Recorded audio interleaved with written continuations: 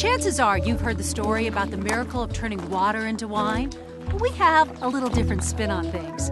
Hi everyone, I'm Robin Sewell and welcome to Arizona Highways.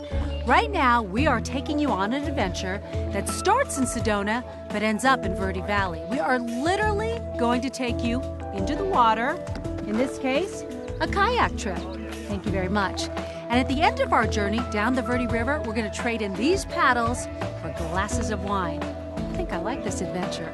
Hence the Arizona Highways parable, from water to wine. Thou shalt go on adventures in search of good vino. So let's go. Our adventure begins at the Sedona Rouge Hotel, where visitors in search of a cool escape load into vans towing bright-colored kayaks, ready to whisk them away. Approximately 20 minutes later, we arrive at a spot on the Verde River that's cool, shady, and wet.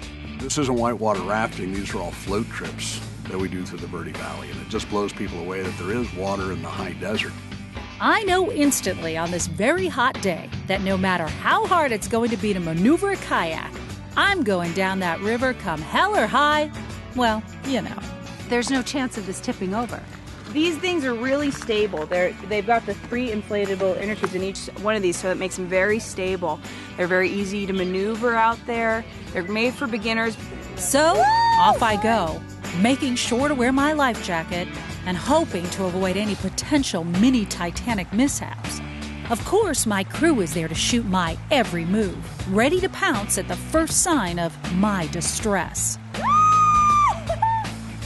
Richard Lynch with Sedona Adventure Tours loves how pleasantly surprised people get when he shows them this high desert Shangri-La. People don't realize when they come out here, all these little accesses along 260 that lead you down to the Verde River. So locals even come out who've been living here forever and kind of go, oh my gosh, I had no idea. You know, this was in my backyard. It's a very meditative experience. You're gliding on this magic carpet of liquid energy that moves right through the Verde Valley. Very, very zen experience, very peaceful, very meditative. Splashes of Verde River water from the kayak's oars fall into my lap, and I don't even mind it. And along the way, there are tiny little rapids that make the heart of this wannabe kayaker beat just a little bit faster with excitement. It's a cool way to go. The Verde River is about 170 miles long, and it never dries up. It flows 12 months a year, and as you can see, it's a great place to boat, to fish, and to catch all kinds of wildlife. Even though they're working, my crew is having a ball and doing their best to keep up with me. Everybody skims along the water, bumping into others, taking in Arizona's version of sun and surf. Scratch that, sun and float. Not a bad way to spend a warm morning near an Arizona highway. Woo! Okay, we made it. Our journey is over. Oh, wait a minute, not yet. Just the kayaking part of the journey. Now, here's the really fun part. Wait, I don't want to lose my boat.